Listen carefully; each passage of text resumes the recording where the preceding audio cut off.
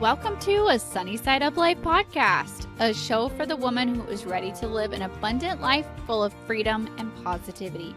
I'm Sami Womack, and I'm on a mission to help you break free from survival mode, gain financial freedom, stay motivated, and focus on what matters most. Join the movement and let's start living on the brighter side of life together.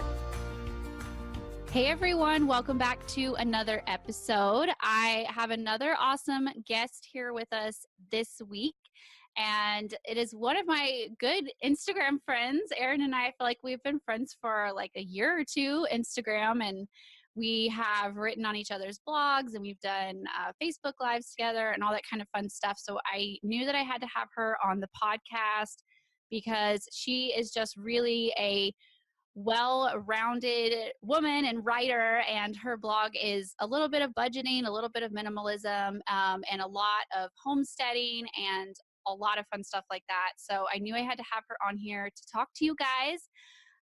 So Erin, if you want to tell us a little bit more about yourself and about your blog and everything that you do. Yeah, well, hello, everybody. I'm so excited. Thank you, Sami, for inviting me onto the podcast. Yes. My name is Erin Tannehill of the Tannehill Homestead, and I started my journey really in 2015 when I came across minimalism. And right at the time that I found minimalism and I started decluttering everything, my husband and I decided that we were going to downsize our home and buy some property so that we could start our homestead journey. And so we went from about 1,400 square feet down to 600 square feet. So I really had to get rid of a lot of stuff. Like, it was very intentional, very purposeful, and very Yes. quickly done. And through all of that, what was really awesome is that not only did I declutter a lot, but I learned how to be intentional with a lot of different things in my life. And when I kind of put homesteading into the mix, I was very intentional with, we're going to take it one step at a time. We're not going to do all of this just throwing it all in at one time to be overwhelmed with it and then decide, okay, this is not for us, and move all away from it. I wanted to be very intentional with this part of my journey.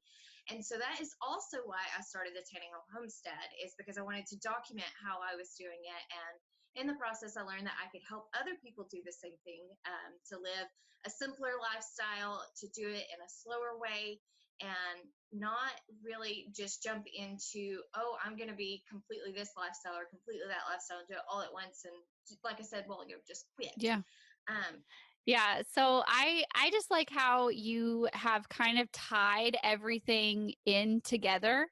And I think that's why I was so like just attracted to your Instagram and your blog and everything that you do, is just because you bring in all of the aspects, which is kind of a lot of what I do. Like I don't talk just about money all day long, and you're kind of the same way. Like you don't talk just about minimalism or just about your chickens. Like you kind of have a, well-rounded, which is, realistic. And so I've always really liked your style of writing and everything that you share.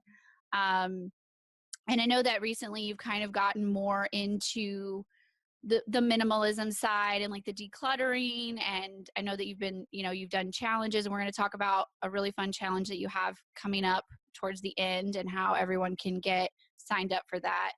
But what I really wanted to have you on here today was to talk about more of the homesteading aspect. That's not something that I'm really familiar with, and it's not something that I'm really good at. So I wanted to kind of get some of your expertise. So for anyone that isn't really familiar with homesteading, like what exactly is homesteading for us rookie homesteaders? For me, what it means is to get back to the basics. So, growing your own food, whether that is just a couple of pots on a patio because you don't have any more space than that, or an entire acre dedicated to a garden and multiple animals. It's really just about being intentional and knowing where your food comes from. If you can't source it yourself, source it locally through another farmer. And then also, too, when it comes to the things that you use on your homestead, to be very intentional about that. Don't, use all the paper towel roll just because you spilled a mess type thing. Like, instead of using wasteful things, you use things that are reusable, recyclable, and things like that. So really getting back to basically how our ancestors grew up. No matter what scale you can do it on, anybody can do it. Yeah, and I've watched a lot of your videos and your Insta stories and stuff, and when you're decluttering, and it's a lot more of like using, reusing like jars and little like simple things like that, reusing things when you can, not having, you know, like you said, paper towels and throwaway plates and like all that kind of stuff. And it's kind of, I feel like homesteading is like, my interpretation of it is somewhere between like a mixture between it's environmentally friendly and like farming had a baby. Like that's what it's Yes, like. It's yes. like mixed together. And so I think it's really interesting. And I love how you talk about how homesteading and being and more environmentally friendly can actually save you money. And I know like you guys have been through your own budgeting journey and all of your financial goals and things that you guys have, and how this has all kind of helped you guys on that journey as well. So I would love for you to share with everyone some of your favorite tips on how this can actually save people money. Well, the first thing for me was to switch all of my single use options that I had to reusable options. So, switching from paper towels to cloth napkins, or switching out your cotton pads or cotton rounds to reusable cotton rounds that not only are you saving money, like for Right. instance, when we switched our paper towels to cloth napkins, I went from buying the big bulk thing like you can get from Sam's or something like that, buying that every 6 months to maybe buying that every 18 to 24 months. And the only reason that I honestly use paper towels is because I live in the South and we love fried food. Yeah. Yeah. Yeah. Yeah, we do like I'm not as bad as I used to be, but when we were still in debt, like when we were in the beginning of our debt-free journey, we had like a standing joke in my family and friends group because at the time we had the biggest house, and still even now that we have a small house, everyone seems to flock to our house for family dinners, and everyone would be like, does Sami know that you're using that many paper towels? And that was like the standing joke, was like no one was allowed to wash their hands with paper towels. Paper towels had like specific use just to eat with. Mm-hmm. And now I've slacked a little bit, but I still like I hardly clean with paper towels. If we use them for napkins, and because their paper towels are cheaper than napkins. And like that's it. I'm still really strict on like, don't you clean up the floor with paper towels. You can use a towel. You're wasting money. And like how Yes. much toilet paper everyone uses. And I'm still like, I guess that's still like that PTSD of being like super on a super, super strict budget. But that kind of stuff adds up. And I think, Yes. when you're first getting started, it might seem silly, like, oh, it's only a few dollars, but you do only a few dollars 10 or 20 times, and you've added up to significant savings. And plus you're being good to the environment as you Mhm. go along. So it's a win-win.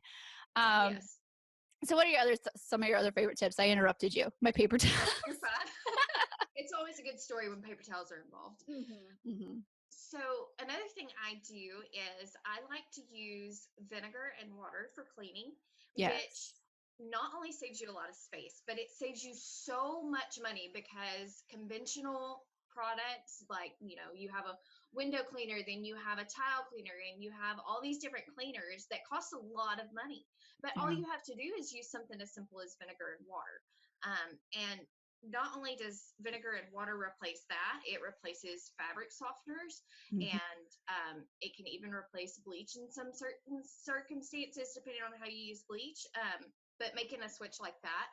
Or one of my favorite things that I have done is I have, instead of buying new clothes, is I start thrift shopping, or I get on a secondhand online shop, because not going to purchase new things is also great for the environment, but it also saves you a ton of money. So that's like one of my go-to deals. I don't buy new shoes. I don't buy new shirts. I love thrift shopping. Like I said, Yeah. which that can go into a whole total Yeah, different podcast definitely. episode. But those are some of my favorite tips, is just getting back to the basics of what you have and what you use. And then when it comes to something like skincare, you can use apple cider vinegar as a toner. You can use Yes. coconut oil as a face wash and a moisturizer. Um, Yeah, just basically, the more basic you get, the easier it is to save money. yes, I used that apple cider vinegar. Do you remember when you recommended that for like dry scalp or something like that? Yes. Do you remember that? That's been a Yes. while ago. So I had never tried it, and my girls, like, I don't know, they had this like buildup in their hair. That's probably TMI, but they had like their like the oil like builds up in their hair, and they just they're terrible at letting me scrub. And so you recommended apple cider vinegar, and I was like, I've never tried that. And I tried it, and it was like magic. It was so amazing to their little baby scalps. And I was just like, oh wow, that was awesome. Like I probably would have spent a ton of money on a really fancy shampoo when I already had apple cider vinegar anyway. Hmm. So I think it's just like it's stuff like that.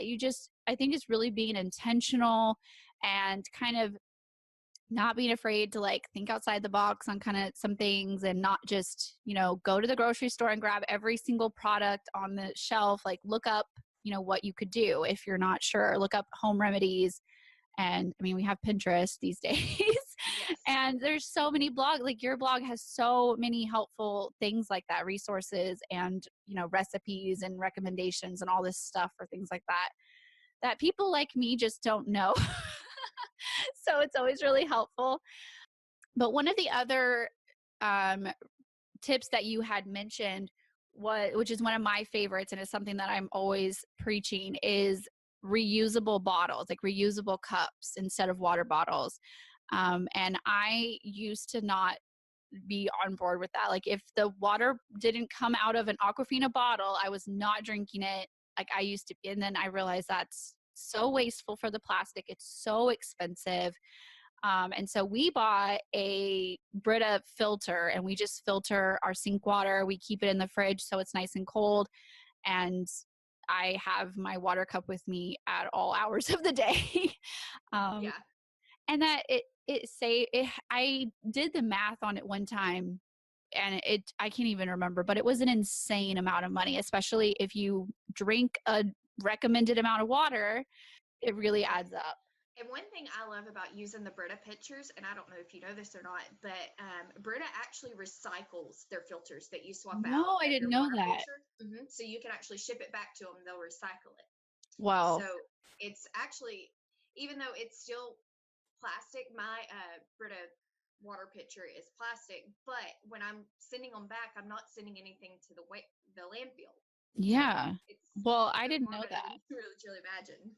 Well, now I have to figure out, yeah, now I have to do that because I've just been throwing them away because I didn't know you could do that. That's amazing. See, you're just full of so much little helpful things that people like me don't know.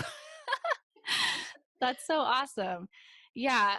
So what are some of your tips for more of like energy efficient type things like that can help us?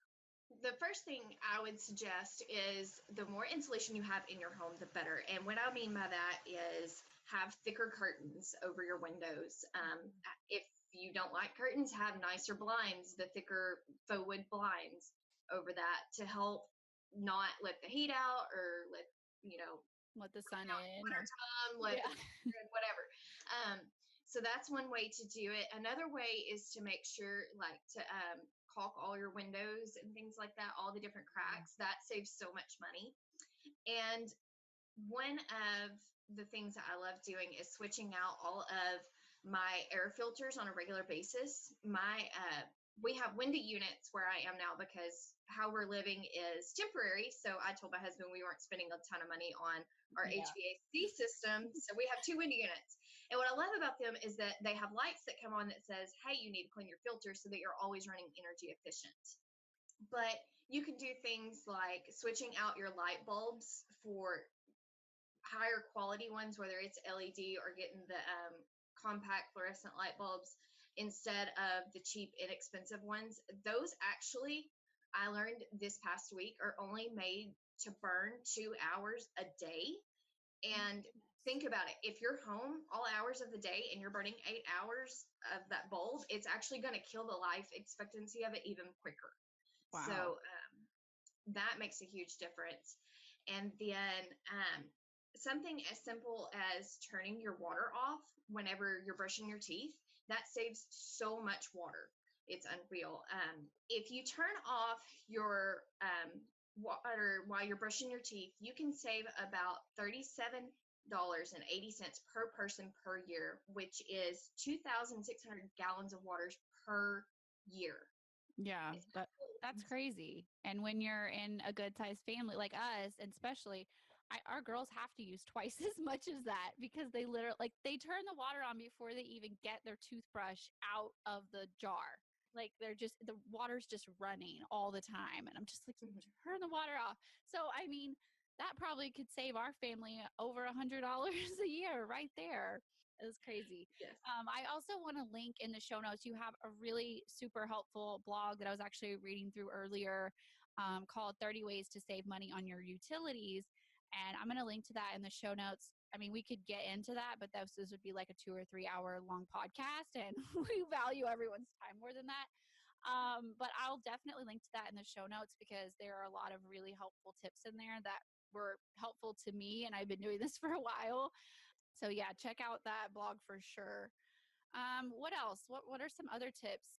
So going back to making sustainable swaps, that will also save you money as well as the environment is getting away from any kind of plastic that you can, whether it's plastic straws, plastic water bottles. But one thing that I do personally is I like to carry around stainless steel straws with me. Mhm. That way I can opt when I go to places and I say no thank you to the straw. It's not like it's a big thing, but it's something that adds up over time.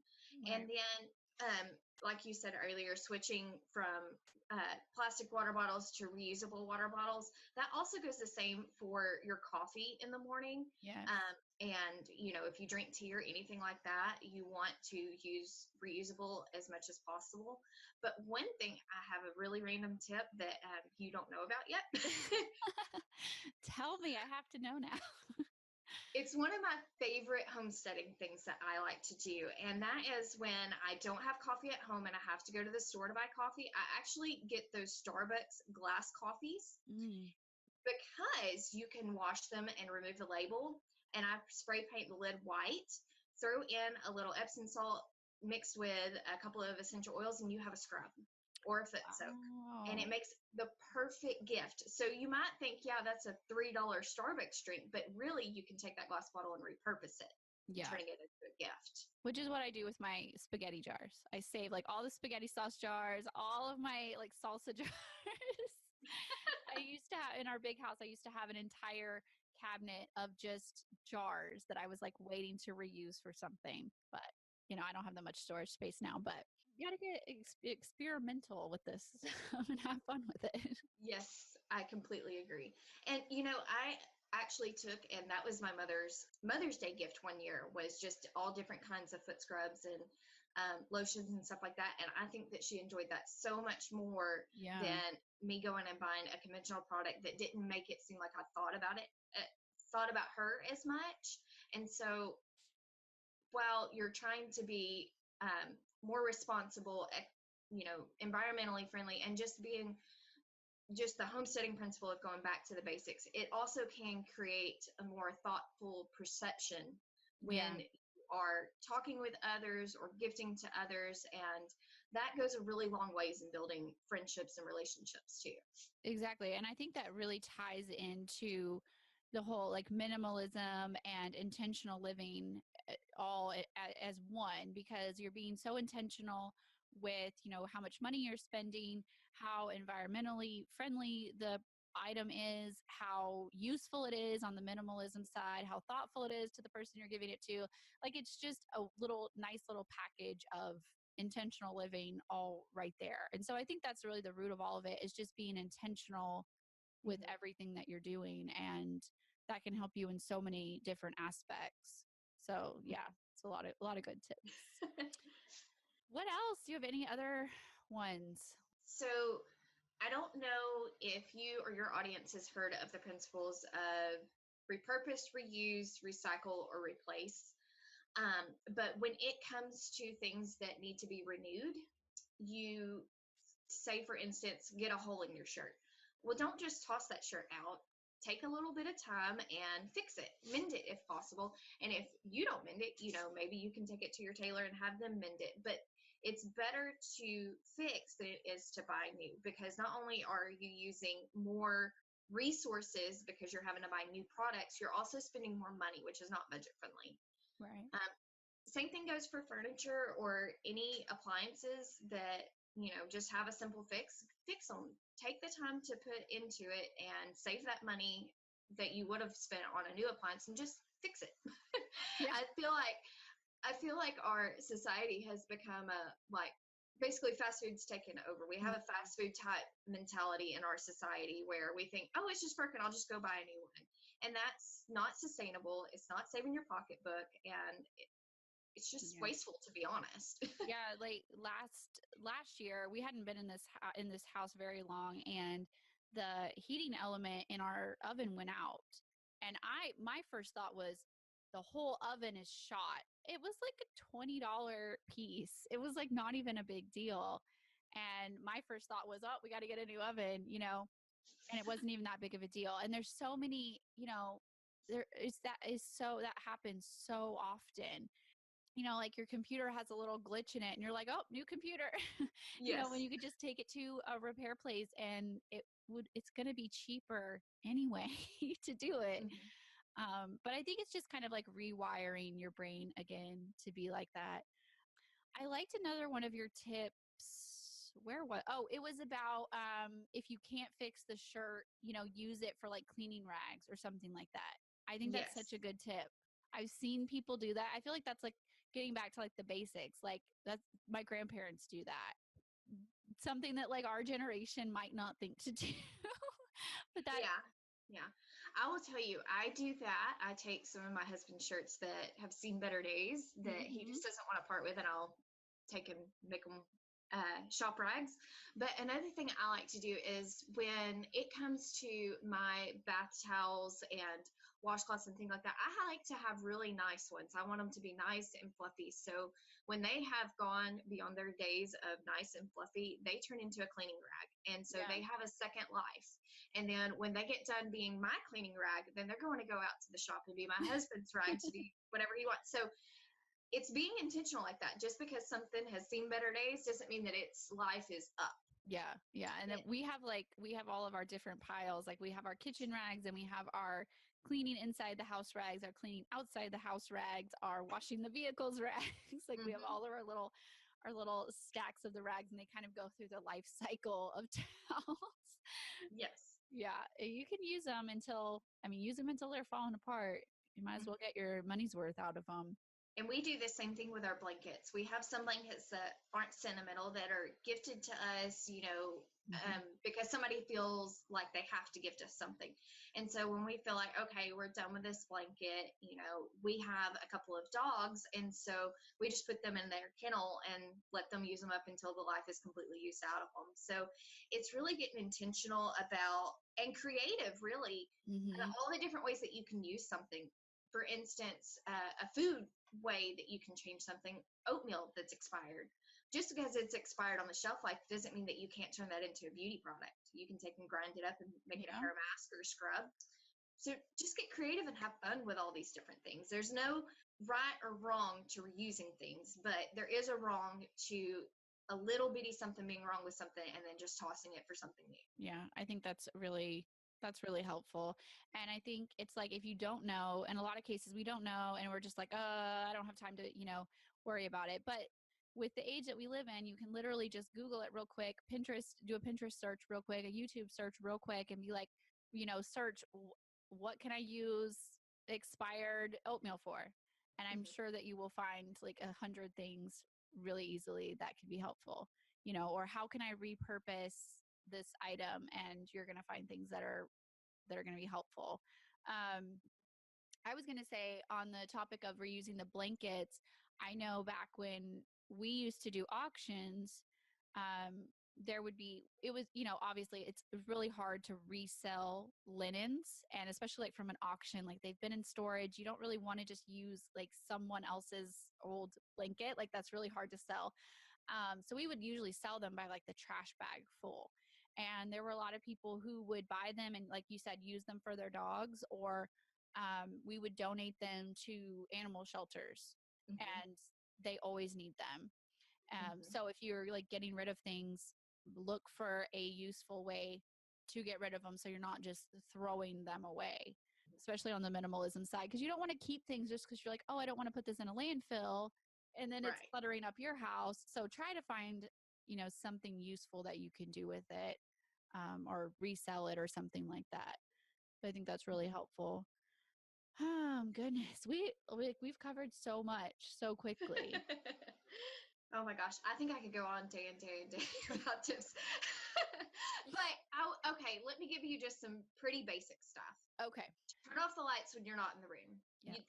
Mythbusters did an episode several years ago, and did you know that if you flick on the light and flick it off and flick it back on again, you save money? That little flick off saves you money. See, I would think that turning them on and off would cost you more because of like like the spark of the electricity or something. Like It's that would not just be enough. that would just be my first thought. Yeah.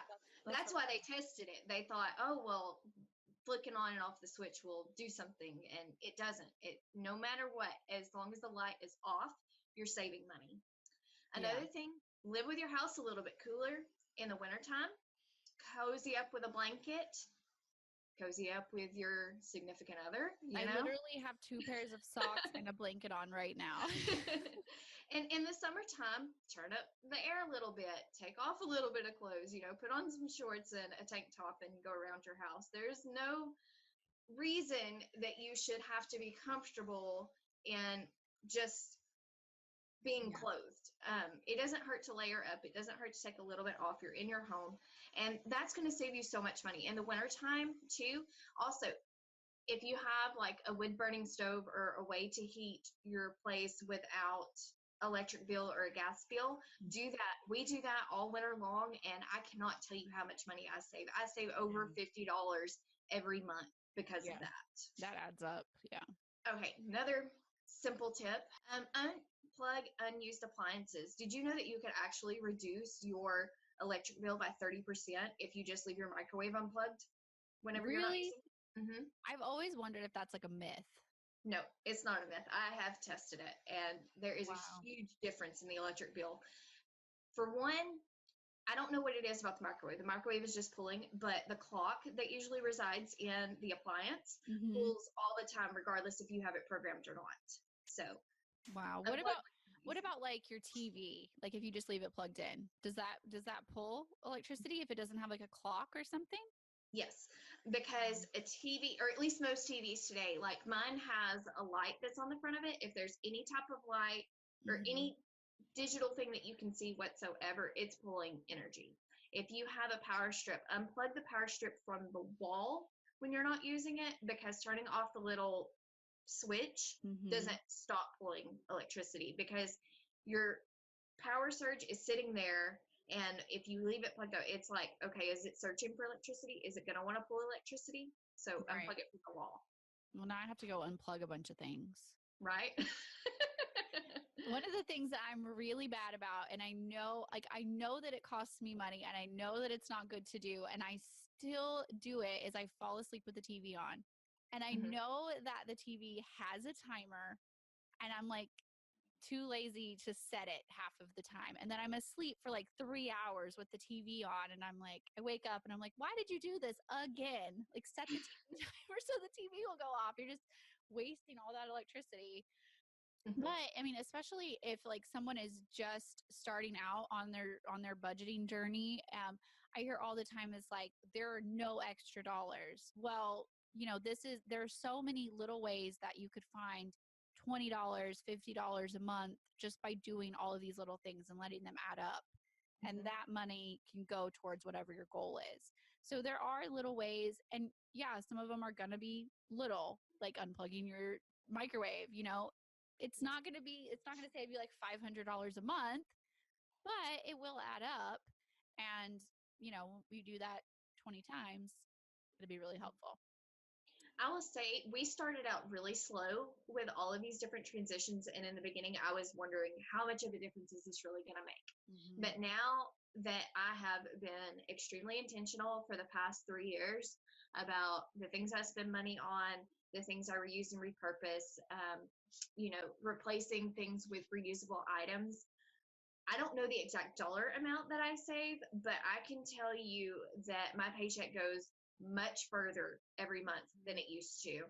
And not only that, I've noticed that we only take about 3/4 of the trash out to the end of the road that we used to, which we still have some room for improvement there.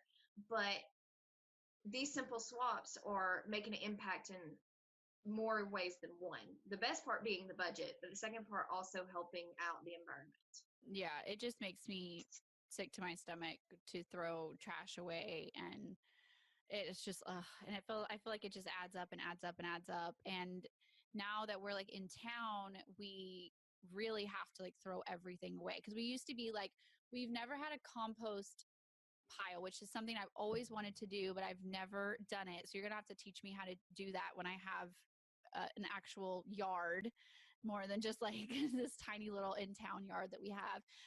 That's something that I really, really want to do. I'm not going to make you teach us about composting today, because that would probably be like a whole nother podcast. Well, I could give you a simple tip. If you want a Okay. simple way to Yes, compost in a I little do. space, number one, you can take your leftover scraps and paper products to a local farmer that Mm-hmm. actually composts, so you're not throwing it away in the landfill. Or if you have just a little bitty piece in your yard, all you have to do is throw out your scraps and then throw like a little leaves on them or a little paper and stuff like that, and layer it back and forth. It doesn't have to be a big area.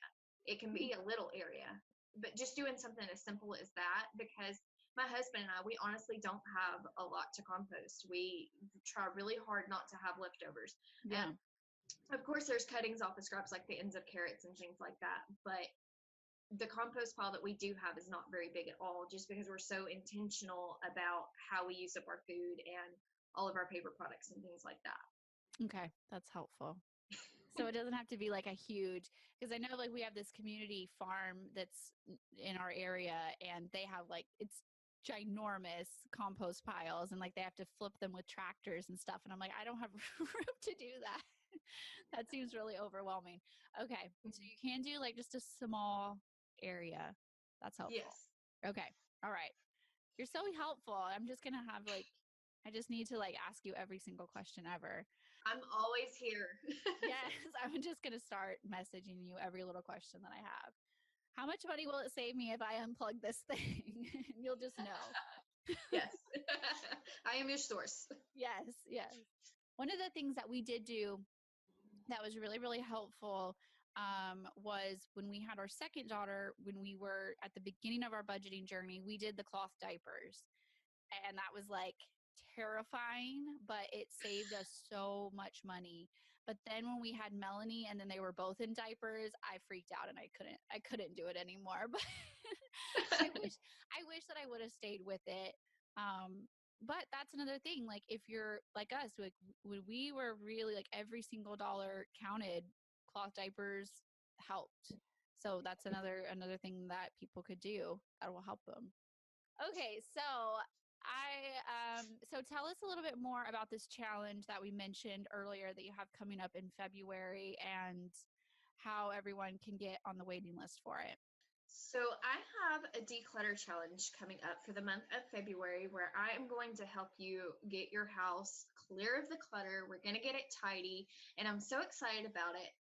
It's a spinoff of the first one I did 3 years ago, where we look at the categories within our home versus just the spaces in our home. So we're really going to focus on different areas and really comb through everything. To get on the waiting list, you can go to the tannehillhomestead.com/declutter-challenge, and I will have a sign up form for you there. of course, since the challenge doesn't start until February 2019, in the month of January, I'm going to have little things for you to do to help prepare you mentally to get ready. That way, whenever February comes around, you have no problems going through things and identifying what is excess in your life, what is taking up valuable real estate in your life, and getting rid of it. Yeah, that's helpful. And we're going to put the link in the show notes as well. So you can go ahead and get on the waiting list, and all of your social media links for your Facebook, your Instagram, and all of that. So you can keep up with everything, and your blog and everything. Cause you have so many helpful tips. Like seriously, we could sit here and do like a million podcast episodes of everything that you have. Really, really helpful stuff. So I'll be sure to link to all of that. So if you had to, I want to leave them with like a good little nugget of information. So if you had one piece of advice to give to someone who wanted to start homesteading in order to save money, or just one kind of takeaway, what would that be? What would be your number one piece of advice for them? Start small. Start with one project, whether you're growing a couple of plants in pots that produce herbs or tomatoes, or if you want to look more at the sustainable side of homesteading, where it comes to replacing things like, again, we're going to keep going back to the paper towels and reusable cloths. Make a priority list for yourself. Start small. Don't bite off more than you can chew. I mean, good golly, if you start with all of it at the same time, you're going to get overwhelmed and feel like you can't do it. And that's not healthy for anybody. So start small, tackle one thing at a time, become a pro at that, and then move on to the next thing. Yeah, I like making a priority list, because I feel like when you get excited about something with, I mean, any goal at all, you start like a million ideas come in and you're like, I'm going to do this, I'm going to do that, I'm going to do this. And then you get overwhelmed, you get burnt out. So I think making a list, especially like if that's one of your New Year goals, or your goal for the next year, to do that and, make a list and just kind of check them off one by one so you don't get overwhelmed. And so you actually accomplish something and you actually stick with it. And that's any goal, even if it's not about homesteading or saving money, please do that. Because you definitely don't want to get overwhelmed or get burnt out. That's awesome. It's just shared so much. Like, I'm so glad that you came on and helped everyone and told us about your declutter challenge. I think that's going to be really helpful to a lot of people. And I'm also going to share, this is like tangent, but I'm also going to share in the show notes the review that you wrote of my course. For my course, you're one of my affiliates for my course. I'm going to put that in there. It's such a good review. It's one of my favorites. And you also have a $10 off code if you go through your affiliate link. So if you're interested in my course and you've kind of wondered, about it, and you want to hear about it from someone other than me, you can go and read Erin's review of it. And you can also get $10 off the course. It's like I said, the review is so helpful. And it's just nice to hear it from someone else's perspective, I think, other than me just talking about myself over and over again. I think that's really helpful. All right, so I'm going to link to everything that we mentioned in the show notes. And you guys, as always, remember to share and help spread the word. If you subscribe, if you haven't already, leave us a review, all of that good stuff. Erin, I appreciate you so much for hanging out with us. Thank you so much for inviting me, Sami. I've had so much fun, and I hope that your listeners learned so much through all of this. Yes, thank you. All right, guys, I will talk to you next week. Bye, guys.